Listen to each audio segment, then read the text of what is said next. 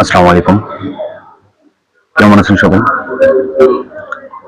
আশা করছি আল্লাহর রহমতে সবাই সুস্থ আছেন, সবাই ভালো আছেন, আলহামদুলিল্লাহ। স্বাস্থ্য সুখের মূল। স্বাস্থ্য ভালো থাকলে, শরীর ভালো থাকলে অনেক অসম্ভবকে সম্ভব করা যায়। আমরা কি খাচ্ছি, কি খাওয়াচ্ছি আমাদের ফ্যামিলিকে, আমাদের বাচ্চাকে, আমাদের ছোট্ট সোনাটাকে কি খাওয়াচ্ছি? খুব আদর করি, খুব স্নেহ করি, খুব মায়া করি, ভালোবেসে চিপস খাওয়াচ্ছি। আমার মামা, বাচ্চার মামা, আমার বাবা, বাচ্চার দাদা, বাচ্চার নানা আদর করে প্রতিদিন রাতে চিপস নিয়ে আসে, প্রতিদিন দু তিনবার করে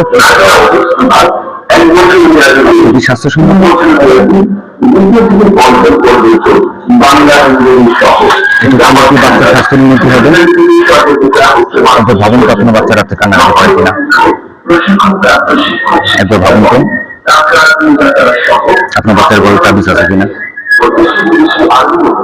গলায় যদি তাবিজ রাখেন, যে গুনাহ হবে সে গুনার কোনো ক্ষমা নেই।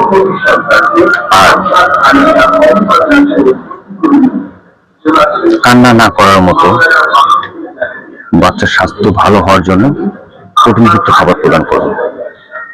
কি খেলে ভালো হবে, কি খেলে অ্যান্টিবডি তৈরি হবে, প্রোটিন আছে, অবশ্যই খেয়াল করবেন, অবশ্যই জানবেন, শুনবেন, পরামর্শ নিবেন। আমরা যারা ফার্মাসিস্ট আছি তাদের কাছে পরামর্শ নিবেন। বাচ্চার যতই কান্নাকাটি করুক, বাজারে যে কান্নাকাটি করতেছে আপনি না কিনে দিয়ে পারতেছেন না, কান্নাকাটি করলে বাচ্চার কষ্ট হবে না, বাচ্চা মারা যাবে না, বাচ্চার ক্ষতি হবে না। কান্না করার কারণে আপনি যে খাদ্যগুলো বাজার থেকে বাচ্চাকে কিনে খাওয়াচ্ছেন, একবার ভাবুন তো তাতে কতটা ক্ষতি। কেন অভ্যাস করাচ্ছেন বাইরে খাবার খাওয়ার, কেন অভ্যাস করাচ্ছেন চিপস, আইসক্রিম, চকলেট খাওয়ার? প্রায় বাচ্চার দেখা যায় টনসিলের সমস্যা, টনসিল অপারেশন করতে হয় 10-12 বছর হওয়ার আগেই। কেন? ঠান্ডা খাওয়াচ্ছেন, ফ্রিজের পানি খাওয়াচ্ছেন, আইসক্রিম খাওয়াচ্ছেন, টনসিল বেড়ে যাচ্ছে, ঠান্ডা লাগতেছে।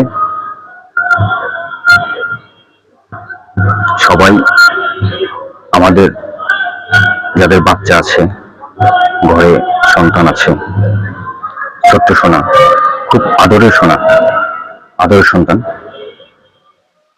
আমরা যখন সন্তান নেওয়ার আগে অনেক পরিকল্পনা করি,